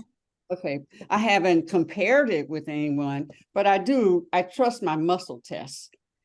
I put other things in and I did, and it was like, okay, so yeah, so one thing that you can do is maybe put coconut oil on it before you insert it, just because, or aloe, because coconut oil and aloe is like super antimicrobial. There's also, it's good for your vaginal health, but it's just, super antimicrobial. It can maybe help with easier insertion as well. So, and what you can do, and also you can sleep with it. Okay. So you can put it in when you're sleeping at night. If you do that, what ends up, well, this is one thing that happens. When you first start working with the egg, and even when you've been working with it for a long time, but especially in the beginning, a lot of times you forget that the egg is in and you go to the bathroom and you end up dropping it in the toilet or something, which happens to people. So if you sleep with it, sometimes in the morning, women forget that it's in and it might fall out, but that's just something. But those things help you. It helps increase your consciousness because like you forget, you don't realize sometimes, like even with sneezing or laughing, how that can engage your vaginal muscles. And head, if you have any stories you want to tell about that, feel free. But you can, you can sleep with it. You can just sit, you can sit with it and do squeezes. But if you put it in and it stays in, like every woman is different. Some women might put it in and maybe it'll stay in for an hour and it'll start sliding out. Or maybe somebody else might be a couple hours, or maybe it's 30 minutes for somebody. But you'll know when your body's just like releasing it. When your body is fatigued, they'll just release it. And the more that you work with it, the longer you'll be able to hold it. But if someone puts it in and they can't hold it, then what you want to do is just like put it in and sit with it for a couple of minutes, and just focus on doing gentle squeezes and sleep with it, and you'll gain the pelvic floor strength for it. So in my takeaway from the other day was that once I put it in, it's going to be there for a month or something, that I could not release it unless the body released it. Unless you had unless you had the string. So I got a lot to learn about this because, you do, but no, it's not going to stay there for a month. Like for different women, is different how long it'll stay in. But when you go to the bathroom, like particularly number 2, like I have known a couple of people that said they did number 2 with the egg in. I don't really understand that because the vaginal muscles and the anal muscles are connected. And when you're relaxing your anal muscles in order to do number 2, a lot of times, unless the egg is like way up there somewhere, a lot of times it's also going to release. Now, what happens, and this is what I've noticed in my experience and most women that I've talked to, is that if the egg is in and you're about to do number 2, like the egg will come out first. It's like the egg will come out right before that happens because it's like those muscles just relax. So if anything, the egg will definitely come out at that point. But even when you're peeing, depends on where the egg is sitting in the vaginal canal, because if it's sitting towards the opening of the vaginal canal and you pee, then it becomes something where like you can hold on to the egg and pee because those muscles are different. And that's something, this is the type of control that happens with time of working with the egg. You become more aware of those muscles, right? So some people have to learn how to pee with it in, or sometimes, you just take it out. It depends on where it's sitting. Sometimes you can pee with it and you're not thinking about it because the egg could be up further in the vaginal canal. But it's something that you'll see when you work with. But for me, it never stayed in for like longer than a day, because I go to the bathroom. I do number 2 every day, and that always came out. I never did that. I never kept it in when I did that. But I have heard a couple women, like a couple women who said that. But that's just, I don't feel like that's the norm. So it's not going to stay up there for a month.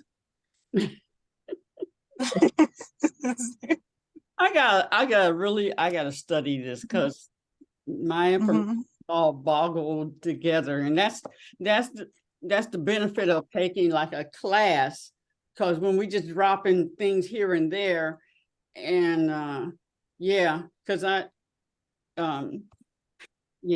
she wants to be all that she can be. I love that. I love that. So no, that is the benefit. Yeah. That is the benefit of taking a class. But at the very least, you can still put it in on your own and see what kind of experiences you have with it, because some people, like, what the vagina kind of uptakes the egg, kind of like when a woman puts a tampon in that you're not thinking about the tampon, like it's just there, right? The egg is the same way. But it's like as time goes on, you start getting more consciousness of those muscles, because there's gonna be a day when you laugh really hard and the egg shoots out and you're like, oh yeah, I forgot. Or you might sneeze really hard, and then you start realizing that there's a connection between the vagina and the mouth, and that consciousness, starts to come more. And so you can still work with it in that way, and you can still try to, if you do absolutely nothing at all, your muscles are going to be working. But you can also just sit there and think of like gently doing gentle squeezes, and like just closing your eyes and visualizing and tuning in and just feeling around and trying to think to yourself, like, can I feel the egg inside of me? And can I move it up and down? And you can like do those kind of things on your own as you feel like it. You can do it when you're sitting down. You can try it when you're laying down. You can try it when you're standing up, because all those things make a difference. So you can play around with it like that on your own as well. And a lot of times it affects your dreams. Like, I'm not as sensitive as some women, because I've seen a lot of women. I feel like whatever it is that your special gifts are, a lot of times they become magnified when women start working with eggs. And so and I've seen a lot of women who like are very sensitive to the energy from the different crystals and stones. Like, I know that every crystal and stone has different properties. I know that, but I can't say that when I work with them that I actually feel it. I mean, I do with rose quartz, I feel like. But there are women who they're like, when I work with this crystal, I feel this way and this, and so you might be one of those people. Like, it's just because there could be a whole spiritual side of it for people too. So everybody's journey is different. So you can definitely still play around with it on your own without a class too. Yeah, thanks. Grand Rising, Lily B and Star. We are having such a, I want to say delicious conversation. I'm hosting. Okay. Very healthy conversation, for our body. So I wanted to add, like when Makeda was saying, when the eggs come out, I have began, to use the restroom, and it'll come out afterwards. And so I tell, if I sit in a tilt, it'll come out easier. It'll come out if you tilt your body, because a lot of times it wouldn't come out until afterwards. After I've gone. And so now I'm like, oh my God, I gotta get this egg out, and I've already, filled up the stool. So got a lot of stories about the eggs. Yes, they will come out when you sneeze. If you're not holding, because you forget that you have it in, so it may come out when you sneeze. That I've gone to a party and I went dancing, and somebody told a funny joke and I laughed and the egg came out, and I had to go to the restroom. So I'm walking with my legs clenched. Luckily, we have that space as women, that little cup area. I was able to hold it there and walk in my heel to the restroom, and I made it without dropping my egg. So I have fun, but yeah, but once that tilting, like I said, when I was studying and I started tilting, I didn't do that on purpose, but I realized, I said, oh, this is what people are talking about when you can move it inside and put it in the 3 different positions and everything. So Wow. that was hilarious. Can we go back to the tilting when you said that? Reminded me of that your womb could be back or side and stuff, and how it affects the other organs in your body. So can you be born? You're not born like that with your is it the vagina, the womb, or whatever? What am I? Give me the word for uterus. The uterus. Yes, thank you. Are we born like that, or is it from? Obviously, like when we talked about the high heel shoes and the way you're tilting your body. Yeah, is it natural from birth, or do we create that based on how we're using the body or walking, whatever? No, that's an excellent question, and I meant to say that. So that's an excellent question. You can be born like that, but that's not the norm. I don't think that's as common, because people can always be born with some type of defects with their internal organs, so that can always happen.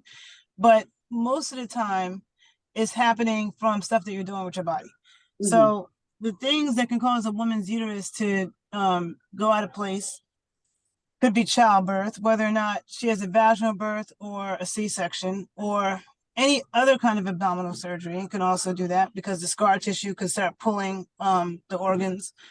Lifting something incorrectly, a lot of stress and trauma. A lot of stress and trauma can cause your womb to drop.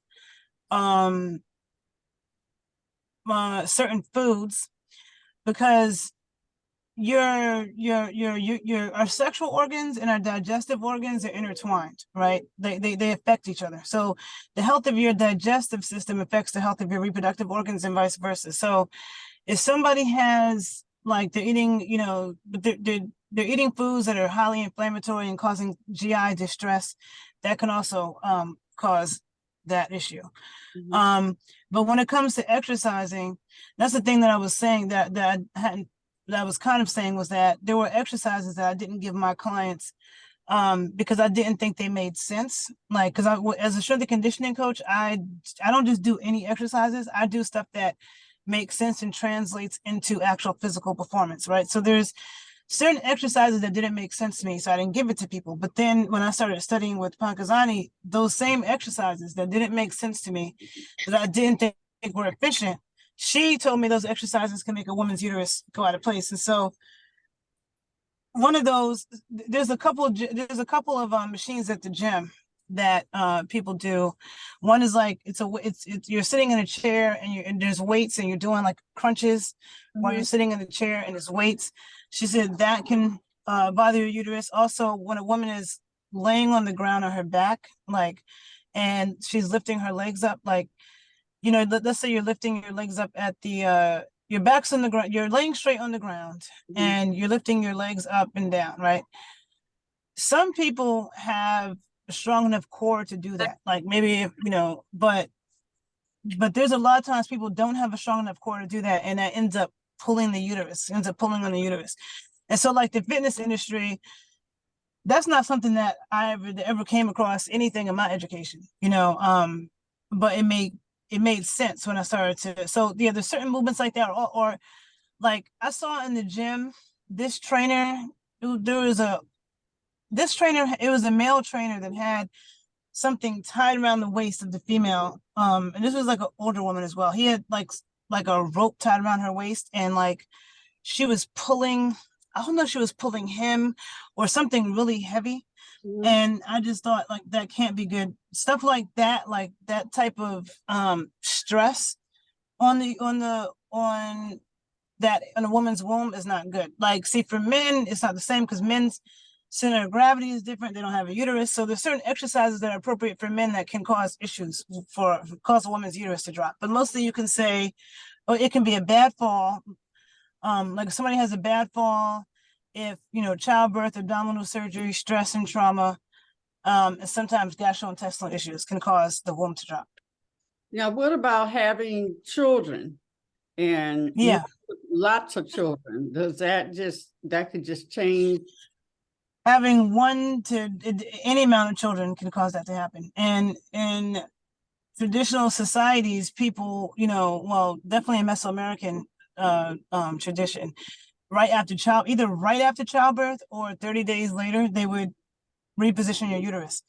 When it comes to C-sections, one of my best friends, she's a labor and delivery nurse. And I remember her telling me years ago, when they do C-sections, they kind of just throw your organs back in any kind of way. Like she just, like from what she saw with C-sections, she was just like, it's just crazy. Like, so you can get surgery and they're just not, and then you have the scar tissue issue, so whether it's a C-section or whether it is a natural birth, your uterus can be dislocated from childbirth. Mm-hmm. And then you work to get it back, or would you? Yeah, you can. Mm-hmm. So what I've learned from studying with Pakistani, she's taught us how to palpate our body and feel where our uterus is. Like she taught us where it's supposed to be and how to feel it and how to feel where it's at and how to move it. But that can be that's something that a woman has to practice, and it can be a little bit more difficult doing it on yourself, but it can be done. It's easier though when you have people who know what they're doing, who can do it on you. And then it depends on what's going on with a woman, because some people can easily fix it and some people need a lot more. Like it just depends on what's going on. And maybe how long it's been that way. Because if it's been that way for a while, you can move it, but it kind of seeks to go back. And so once you do move it, what you do is you would wear like a faja or like a wrap around your womb area for a few days to kind of like keep that area stabilized, and you wouldn't lift anything heavy. You're also not supposed to have sex after, once you do a womb adjustment, you're not supposed to have sex for about 4 days, because all those things can cause it to shift back. So there's, a protocol for trying to move it, but it can be moved. And that's also why I feel like Black dance is really important, that involves hip movements, because all the hip movements and circling and undulation, I feel like is also good for that. And then if yeah. Mm-hmm. Okay, wait now, hold on. Before I got a question. Mm-hmm. Where do you weight train? How do we get in touch with you? And how much does it cost? Well, I'm not in Detroit. I'm in Chicago, and I'm in New No, York. don't tell me that. Don't tell me that. Don't tell me that.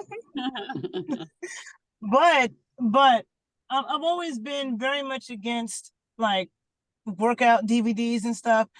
But doing things online now is like how so many things have moved, and I'm a stickler for teaching good technique. So I did develop a program last year. I'm actually, because I'm not a technical person, so I need to get this up on the site like today.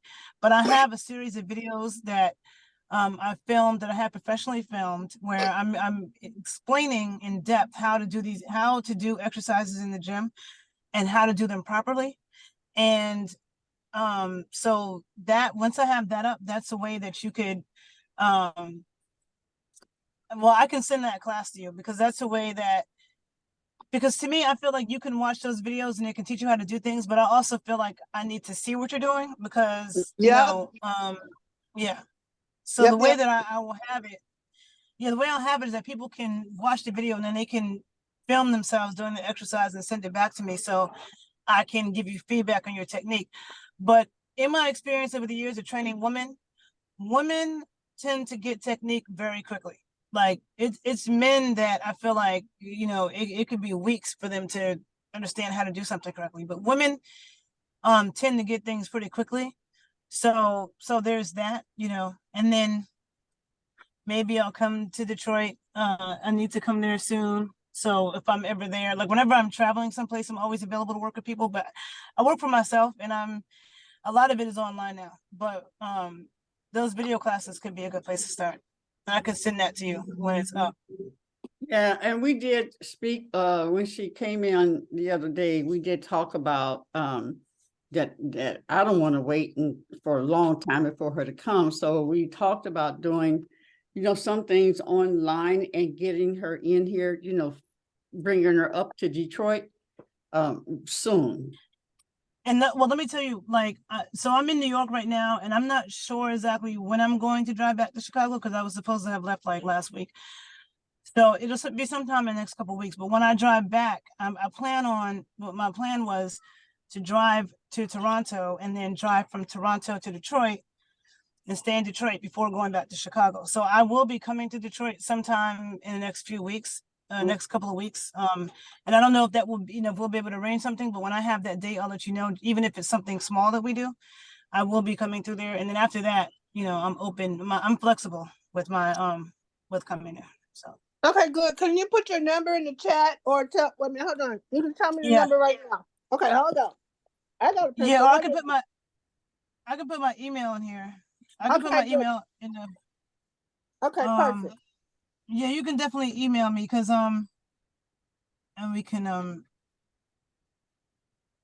because there's a variety of ways that I work with people, like and when I do work with somebody one-on-one, I do a very in-depth evaluation first, and that starts on the phone anyway. Like we don't have to be in each other's presence to start that. But when I'm in Detroit, I can definitely do a couple sessions with you or something while I'm there, and you can film it, so that you can go back to it if you need to, because there's really and there's the videos too, because there's really you really just have to understand correct lifting technique, and you just have to understand that when you're lifting weights, you want to choose a weight that you cannot do more than 15 reps. When you can do more than 15, when you can do more than 15 reps, it's not heavy enough to increase your bone density, because the purpose of strength training is to increase your bone density, to increase your lean body mass. Lean body mass is muscle and bone, which is important in general, but especially as we age, because muscle is the metabolic tissue in our body. Muscle moves bone. So if you have somebody who's can't lift their arm up or something, like that could be because their muscles are atrophying, right? So muscles actually contract to move our bones, to move us. And muscles are shock absorbers, so they take stress off our joints. So if somebody has knee problems or back issues, you want to strengthen the muscles around that joint, because muscles take stress off of joints as well. So for all of those, so muscles, the metabolic tissue of the body, they're shock absorbers and they move bones. And so if you're lifting a weight that you can do 20 times, 30 times, that's not going to do anything. So it needs to be something that you can, like, if you can, 15 and less, right? And with proper technique. So if you do something and you can only do it 10, and then the heavier it is, the stronger it will make you. So if someone was lifting something that was so heavy that you can only do it 6 times, that's going to make you stronger than something that you can do 12 times. But I'm just saying 15 is the magic number. And so let's say today you're doing squats with your body weight and you can only do 12. And then next week you can do 15 with your body weight. Then you would say, okay, let me try to do it now with 20 pounds. And let's say you do it with 20 pounds and you can get to 13. So you stay there. You do 3 sets of 13, and then 2 weeks you're at 15 now. Now you up the weight. So as you get stronger, you keep upping the weight. Then let's say you don't work out for a while. You go away someplace, you don't work out for a month. Like, that when you don't work out for like a month or a couple of months or something, you'll detrain a bit. So when you go back to the gym, you would just lessen the weight from where you used to be to kind of get a feel. Like, I know if I was squatting 160 and I didn't go to the gym for a month, when I go back to the gym, I'm not going to put it at 160. I'm going to put a little bit lower to see where I'm at, because I'm almost sure that I've lost some of my strength if you don't keep doing it. Gotcha. But that's what you want to do. Okay. So all you have to do, once you understand that, and then you understand the correct lifting technique, and you understand how to breathe properly. Those are the only 3 things you need to get. And just knowing, you know, you just need to work your back, your chest, your legs. And so it's really not that complicated. And I try to teach it in a way that you understand that. So for the rest of your life, no matter where you go, you know how to work out and what to do. Wonderful. This has been wonderful. We are at 10. All I got to say, I just got to say one thing, girl. I prayed for you. Thank you.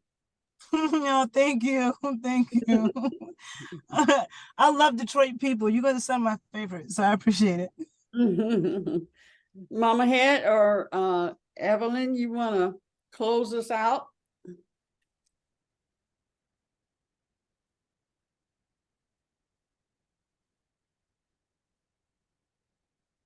I have to unmute myself for you to hear me.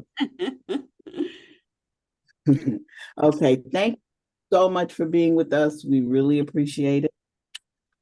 And I'm getting some cod liver oil as soon as I can. Mm-hmm. And some castor oil. I have the castor oil. I do. I have it. Yeah. When you showed that, I said, oh, that's why she has that right there. Now we just have to use it, right? Yeah. But Marie said, yeah, you can get some organic cotton from, you know, and that can do just as well as the flannel, because the flannel, I think this is like $10 for this. This is cotton. This is wool flannel. Yeah. So, yeah. So thank you so much for being. We look forward to you coming here, and we will, you know, keep our schedule as open as possible for when you get here. And Thank you. so everybody, are we gonna give our Queen Aduni? Are you gonna take us out and everybody hug and give ourselves a great big hug, because we are wonderful and healthy and informed and all of that really good stuff. I love you all. Give the world a big hug, because they sure enough need it. Come on, yes. give them a hug. Give them a hug. And sprinkle all the goodness that you want showering on you. Shower it upon everyone that you see today. God is good. You are good. We are good. Peace out. Peace out. Thank Love you. Love you. Love you.